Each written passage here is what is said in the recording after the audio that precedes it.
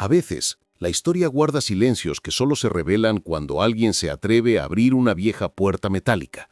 En la primavera de 1945, un grupo de soldados estadounidenses avanzaba por un aeródromo cerca de Gotha, en el centro de una derrotada Alemania. No buscaban planos secretos ni laboratorios ocultos. Querían simplemente verificar que el lugar había sido abandonado. Sin embargo, al empujar una de esas pesadas puertas, encontraron algo que ninguno esperaba. Un aparato extraño, de líneas suaves, sin cola, con un perfil tan poco común que parecía salido de una época diferente. Ese fuselaje incompleto era el prototipo Jo-229, un proyecto que había permanecido fuera de la vista incluso dentro de la propia Luftwaffe. Lo que sorprendió a los soldados no fue solo su aspecto. Lo desconcertante era que no se parecía a ningún caza o bombardero de la Segunda Guerra Mundial. No tenía fuselaje central, no tenía superficies verticales, no tenía nada que recordara al diseño convencional de la época. En un mundo donde casi todos los aviones seguían la misma receta, alas a un lado, cola atrás, esta máquina rompía todas las reglas. Con el paso de las horas, los ingenieros aliados empezaron a examinarlo con más precisión. Cada detalle hacía surgir nuevas preguntas. ¿Por qué su forma era tan aerodinámicamente pura? ¿Por qué las juntas parecían diseñadas para reflejar menos señales? ¿Por qué la estructura estaba hecha con materiales poco habituales? La idea empezó a circular de manera discreta entre los técnicos. Aquel artefacto podía tener propiedades que en los años 40 apenas se habían imaginado. No era solo experimental, parecía un salto hacia adelante. Mientras los restos de la guerra seguían humeando alrededor, el hallazgo comenzó a adquirir un aura de urgencia.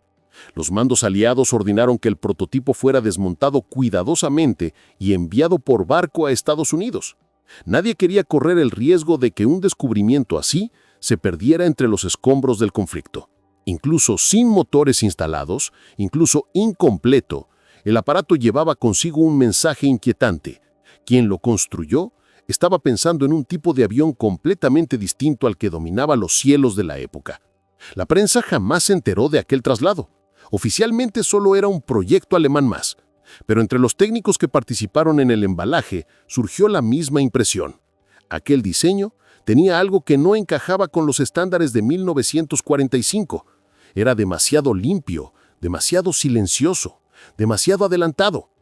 Algunos afirmaban que podía haber sido capaz de evitar la detección de los primeros radares británicos. Otros, más cautos, decían que al menos parecía diseñado con esa intención. Lo cierto es que ese día, sin que el público lo supiera, comenzó una historia que décadas después seguiría despertando debates. El Jo-229, oculto bajo lonas en la bodega de un barco rumbo a América, se convertiría en uno de los objetos más intrigantes de la aviación del siglo XX. Y lo más desconcertante es que su existencia no era resultado de una fantasía científica, sino de una necesidad desesperada. Alemania buscaba un modo de recuperar una superioridad aérea que ya había perdido. Pero lo que encontraron los aliados en aquel hangar no fue solo un proyecto militar más. Era una señal de que, incluso en medio del colapso, algunos ingenieros habían logrado dar forma a una idea que parecía adelantarse al futuro. Una máquina que obligaba a preguntarse ¿hasta dónde pudo haber llegado este diseño si hubiera tenido más tiempo? Cuando el O-29 llegó finalmente a Estados Unidos, fue recibido con una mezcla de curiosidad y cautela. En los laboratorios de Wright Field, donde aterrizaban los proyectos más singulares capturados en Europa, los ingenieros se encontraron ante un rompecabezas técnico que desafiaba casi todas las referencias conocidas. Las líneas del aparato, estudiadas bajo la luz blanca de los hangares, revelaban elecciones de diseño poco comunes para la época: un ala continua, perfiles que reducían turbulencias y un fuselaje integrado que parecía pensado para ocultar cualquier detalle innecesario. Mientras los especialistas desmontaban cada sección, surgían preguntas que no podían ignorarse. ¿Qué intuición llevó a los hermanos Horten a aventurarse en un concepto tan radical? En las décadas previas, varios países habían experimentado con alas volantes, pero casi siempre como ejercicios teóricos o como plataformas experimentales de baja prioridad. En cambio, los Horten habían buscado resolver un problema real: crear un aparato capaz de volar rápido, a gran altura y con un consumo reducido. Y, sin haberlo buscado plenamente, sus decisiones técnicas estaban acercándose a una forma que décadas más tarde resultaría especialmente incómoda para los radares. La preocupación de los analistas norteamericanos aumentó cuando empezaron a medir la firma radar del fuselaje. Los primeros ensayos fueron rudimentarios: un transmisor, una antena receptora y el fuselaje suspendido sobre soportes, pero aún con métodos tan simples surgieron resultados inesperados. El eco devuelto por el aparato era inferior al habitual en diseños convencionales. No desaparecía, pero se reducía, como si las ondas rebotaran de manera menos efectiva en la superficie del ala. Aquello era suficiente para alimentar teorías dentro del laboratorio. Si Alemania había continuado evolucionando este concepto, ¿qué otro tipo de aparatos habría podido desarrollar? Cada sesión de análisis revelaba algo más desconcertante. Los bordes del ala no formaban ángulos bruscos, sino transiciones suaves. La cabina estaba parcialmente integrada en la estructura y no sobresalía de manera agresiva. Incluso los materiales utilizados, muebles, resinas, capas compuestas, parecían contribuir de manera involuntaria a la absorción parcial de ciertas frecuencias. No era que los diseñadores alemanes hubieran estado construyendo un avión invisible en sentido moderno, pero algunas de sus decisiones coincidían sorprendentemente con soluciones que décadas después se volverían estándar en aeronaves con baja detectabilidad. Un documento interno redactado en 1946 resumía la preocupación de un ingeniero estadounidense. Si un diseño así hubiera madurado, los radares actuales habrían tenido problemas para rastrearlo en ciertas condiciones. No era una afirmación absoluta, pero sí un reconocimiento de que el concepto tenía potencial. Y lo más inquietante era la brecha temporal. Los estudios formales sobre reducción de señales en Estados Unidos apenas estaban comenzando, mientras que un prototipo con geometría favorable había sido construido en plena guerra. A mediados de los años 50, cuando el interés en aquel fuselaje ya parecía desvanecerse, varios ingenieros jóvenes volvieron a revisar los informes. Estados Unidos estaba entrando en una nueva era. Misiles capaces de atravesar el océano, aviones supersónicos de gran alcance y sistemas de supervisión cada vez más complejos. En ese contexto, las ideas surgidas del O-229 adquirieron una relevancia inesperada. No era solo un experimento alemán, podía ser una pista para anticipar cómo sería la aviación del futuro. El prototipo, guardado en silencio en un almacén, comenzaba a convertirse en un recordatorio incómodo que incluso los proyectos inconclusos podían revelar caminos que no se habían considerado. Y la pregunta que muchos empezaban a plantearse era inevitable: ¿hasta qué punto aquel diseño podía funcionar como base para una nueva generación de aeronaves? A medida que los ingenieros norteamericanos profundizaban en el análisis del Horten 229, emergía una conclusión incómoda. Varias de sus características parecían adelantarse a su tiempo de una manera difícil de explicar en pleno 1944. La geometría del fuselaje ya había generado debates, pero lo que comenzó a llamar más la atención fueron los materiales y los métodos empleados para ensamblarlo. No era simplemente un avión de madera recubierto de resinas, era una estructura compuesta en capas, creada con una intención que iba más allá de reducir peso. Cuando abrieron las secciones internas del ala, descubrieron un entramado de finas láminas de madera unidas con adhesivos poco habituales. Algunos análisis químicos revelaron partículas de carbón vegetal mezcladas en ciertas zonas, un detalle que despertó aún más especulaciones. Años después, varios especialistas concluyeron que estas mezclas podrían haber tenido un efecto secundario inesperado: absorber parte de la energía de ondas de radar de frecuencias específicas. Y aunque los Horten nunca declararon haber trabajado con esa finalidad, el resultado coincidía con principios que en los años 60 y 70 comenzarían a formar parte de investigaciones oficiales sobre reducción de señales. Otro elemento que fascinó a los ingenieros fueron las tomas de aire. A diferencia de otros cazas de la época, el HOR 229 integraba sus entradas de aire con la superficie del ala, evitando protuberancias que generaran turbulencias o reflejos adicionales. Para un piloto aliado, esto habría representado una amenaza considerable. Un aparato difícil de detectar visualmente, más rápido que los cazas con motor de pistón y con un diseño que dificultaba su seguimiento por radar en ciertos ángulos. Pero quizá lo más llamativo era cómo los hermanos Horten habían encontrado soluciones funcionales sin disponer de tecnología digital, sin simulaciones ni herramientas avanzadas de cálculo aerodinámico. Su proceso consistía en pruebas artesanales, modelos de madera y túneles de viento improvisados. A partir de estos recursos, lograron aproximarse a formas que más tarde serían fundamentales en aeronaves de vanguardia.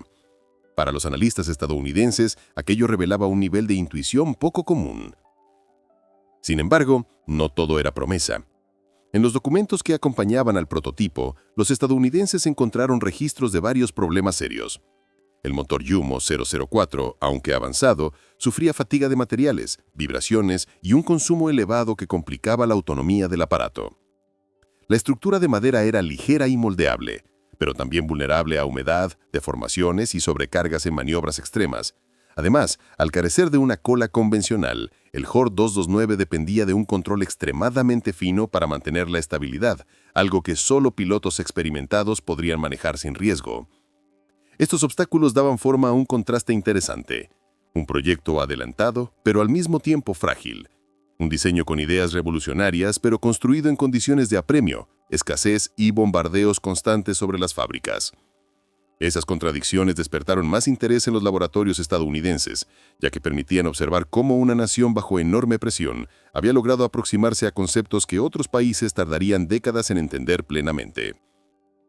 Al terminar este periodo de estudio, muchos ingenieros quedaron convencidos de que el verdadero valor del HOR 229 no residía únicamente en lo que era, sino en lo que insinuaba. Un recordatorio de que, incluso en medio del caos, podían surgir decisiones técnicas capaces de influir en el futuro de la aviación. Mientras los informes técnicos seguían acumulándose, los analistas norteamericanos comenzaron a reconstruir la verdadera historia operativa del HO 229. No la idealizada, sino la que había ocurrido en los últimos meses de la guerra, cuando Alemania intentaba desesperadamente poner en vuelo cualquier proyecto capaz de frenar el avance aliado. En ese contexto, el HO 229 apareció como una promesa ambiciosa cargada de dificultades reales que los documentos dejaban en evidencia.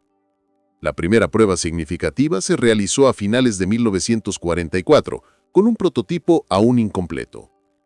El piloto de ensayo, Erwin Siller, despegó desde Oranienburg a bordo de un aparato que apenas había sido revisado. Aún así, el vuelo inicial dejó claro que el concepto funcionaba. El avión alcanzó velocidades impresionantes y mostró una aerodinámica sorprendentemente limpia. Pero esa misma sesión reveló también sus limitaciones más críticas. La falta de cola hacía que el aparato respondiera de manera sensible, a veces impredecible, obligando al piloto a corregir constantemente la trayectoria. Los informes describen momentos en los que el avión tendía a ladear o a entrar en oscilaciones que requerían una intervención inmediata. Con los sistemas de vuelo de la época, sin ayudas electrónicas y sin estabilizadores automáticos, el margen de error era extremadamente reducido. Algunos ingenieros alemanes intentaron desarrollar mecanismos mecánicos para mejorar el control, pero se enfrentaban a un dilema. Cualquier añadido aumentaba el peso y comprometía el comportamiento aerodinámico que hacía especial al aparato. A todo esto se sumaban los motores Jumo 004, que ya habían demostrado en otros proyectos sus puntos débiles. Funcionaban bien en periodos cortos, pero eran sensibles al sobrecalentamiento y tenían una vida útil muy limitada. En los vuelos de prueba del HO 229, estos motores vibraban con fuerza, afectando el fuselaje de madera y generando preocupaciones sobre la integridad estructural. Cada minuto de vuelo era prácticamente un ejercicio de equilibrio entre rendimiento y riesgo.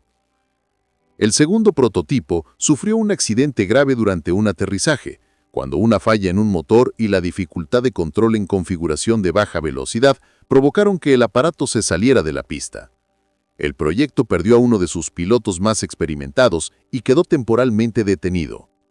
Para ese momento, las fábricas encargadas del desarrollo ya habían sido bombardeadas en repetidas ocasiones, lo que retrasaba cualquier intento de mejora. En los archivos recuperados tiempo después, se encontraron notas apresuradas que reflejaban el estado del programa. Escasez de aluminio, uso obligado de madera, interrupciones continuas, personal nuevo sin experiencia y la presión constante de entregar resultados inmediatos. Todo indicaba que el equipo trabajaba bajo un nivel de improvisación que chocaba con la complejidad del diseño. En otros contextos, con estabilidad industrial y más tiempo, es posible que los Horten hubieran corregido muchos problemas, pero en 1944 y 1945 estaban simplemente intentando mantener el proyecto con vida. El análisis norteamericano terminó por mostrar que el Jo-229 no era una máquina perfecta ni completamente madura. Era más bien un prototipo audaz atrapado en circunstancias imposibles. Sus defectos eran tantos como sus virtudes, y su desarrollo avanzaba en una carrera contra un reloj que Alemania ya había perdido. Este contraste hacía que el aparato fuera aún más fascinante. Representaba un salto técnico enorme, pero también la prueba de que incluso las ideas más avanzadas pueden tamballarse si la realidad industrial y operativa no acompaña. Con todos estos elementos reunidos, los estadounidenses se dieron cuenta de algo aún más relevante. Para entender el potencial del Jo-229, no bastaba con estudiar su estructura, había que reconstruir lo que pudo haber sido y compararlo con lo que finalmente llegó a Estados Unidos. Cuando los últimos restos del O-229 llegaron a Estados Unidos, el aparato pasó de ser un proyecto alemán inconcluso a convertirse en un objeto de estudio estratégico. En plena posguerra, mientras Washington buscaba comprender el alcance real de la tecnología capturada, la aeronave fue incluida en uno de los programas más reservados del periodo, el análisis sistemático de prototipos dentro de la operación Paperclip. Allí, entre motores soviéticos capturados y diseños experimentales de diversas procedencias, el fuselaje del O-229 encontró un espacio donde sus secretos podían ser desmontados con calma. La primera fase consistió en documentar cada milímetro del avión. Fotografías, mediciones, despieces y comparaciones con cazas norteamericanos permitieron a los analistas reconstruir con precisión la lógica detrás del diseño. Lo que más sorprendió fue que, pese a su apariencia futurista, el aparato no requería una tecnología imposible de reproducir. Su singularidad no estaba en su complejidad, sino en la combinación de decisiones audaces tomadas con una claridad poco común en tiempos de guerra. Para mediados de los años 50, cuando los estudios ya estaban avanzados, surgió un interés renovado en el aparato. La Fuerza Aérea estadounidense comenzaba a invertir recursos en aeronaves capaces de operar en entornos donde el radar tenía un papel cada vez más dominante. En ese contexto, las conclusiones extraídas del O-229 tomaron un nuevo valor. Un informe interno señalaba que el aparato generaba un eco reducido en comparación con cazas convencionales y que su geometría podría inspirar futuros proyectos orientados a minimizar firmas detectables. Pero la historia no terminó ahí. Décadas más tarde, cuando el desarrollo del bombardero B-2 Spirit ya estaba en marcha, varios ingenieros de Northrop Grumman revisaron los archivos relacionados con el O-229 como parte del análisis histórico de alas volantes. Ese repaso no buscaba copiar elementos del diseño alemán, sino comprender la evolución del concepto a lo largo del tiempo. Sin embargo, algunos resultados fueron tan llamativos que impulsaron a los ingenieros a realizar pruebas más concretas.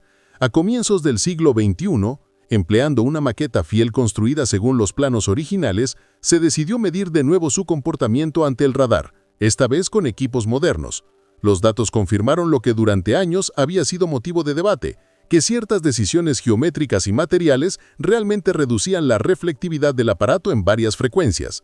No lo convertían en una aeronave indetectable, pero sí en un objetivo más difícil para los radares primitivos de los años 40. Este resultado llamó la atención no solo por el dato técnico, sino por su significado. Mostraba que, incluso sin herramientas sofisticadas, los hermanos Horten habían rozado un terreno que más tarde sería fundamental para la aviación militar. La conexión con el B-2 no era directa, pero sí conceptual. Ambos proyectos demostraban que el camino hacia la baja detectabilidad comenzaba con una manera distinta de pensar la aerodinámica. Hoy, el fuselaje original del O-229 se conserva en el Smithsonian National Air and Space Museum, almacenado en un hangar de restauración lejos del acceso público habitual. Su presencia allí no es solamente histórica, es también un recordatorio de cómo un prototipo incompleto, surgido en una nación al borde del colapso, pudo influir silenciosamente en uno de los capítulos tecnológicos más influyentes del siglo XX. Con el paso de los años, el Jo-229 dejó de ser solo un objeto técnico guardado en un almacén para convertirse en un punto de referencia dentro de la historia de la aviación. No tanto por lo que alcanzó a ser, sino por lo que insinuaba. Sus líneas, su estructura y sus decisiones de diseño se transformaron en un recordatorio de que, incluso en los momentos más tensos, pueden surgir ideas que anticipan avances futuros. Y así, el Jo-229 comenzó a ocupar un lugar peculiar, el de un proyecto interrumpido que, sin proponérselo, abrió una ventana hacia la aviación del mañana. El legado del aparato no se limita a su geometría poco común, va más allá. Reúne en un solo caso varias cuestiones que siguen siendo relevantes hoy, como la intuición puede complementar e incluso superar temporalmente a la tecnología disponible, como la presión extrema puede acelerar innovaciones que, en entornos estables, tardarían décadas en aparecer, y cómo un concepto puede influir en generaciones enteras incluso sin llegar a producirse en serie. En este sentido, el Jo-229 no es solo el primer intento de reducir la detectabilidad aérea, sino también una lección sobre la creatividad aplicada en circunstancias límite. Durante los años 90, cuando la aviación furtiva empezó a consolidarse como un pilar estratégico, muchos historiadores y especialistas retomaron el caso Horten. No lo hicieron para atribuir a Alemania la invención del concepto moderno de baja observabilidad, porque sería una afirmación desproporcionada. Lo hicieron para entender algo más profundo, que algunos caminos tecnológicos se inician antes de tener una explicación teórica completa. Los Horten habían llegado a ciertas soluciones casi por instinto, y ese instinto se alineó, sorprendentemente, con principios que décadas más tarde se volverían fundamentales para las aeronaves furtivas. Pero también es importante mirar el otro lado. El Jo-229 fue un recordatorio de que las ideas radicales no siempre encuentran el entorno adecuado para desarrollarse.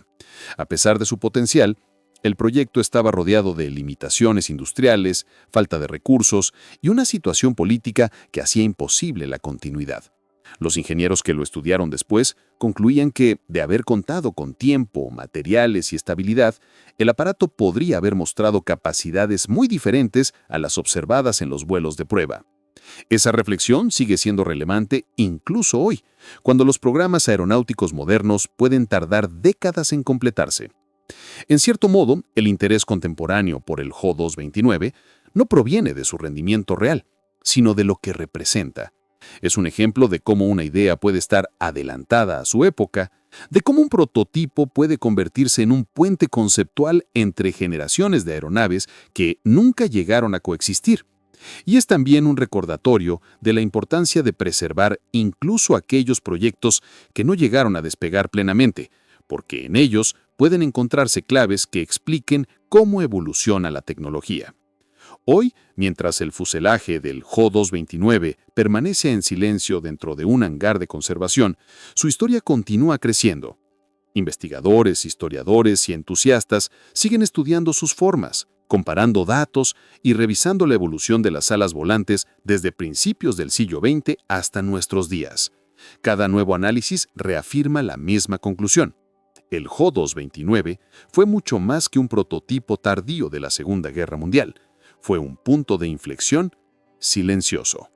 Y quizás por eso su historia sigue despertando curiosidad, porque tras esas superficies suaves de madera y resinas se esconde un mensaje claro, que el futuro, a veces, puede insinuarse incluso en los lugares más inesperados, y que un proyecto inacabado puede convertirse, sin proponérselo, en una señal del rumbo que tomará la tecnología décadas más tarde.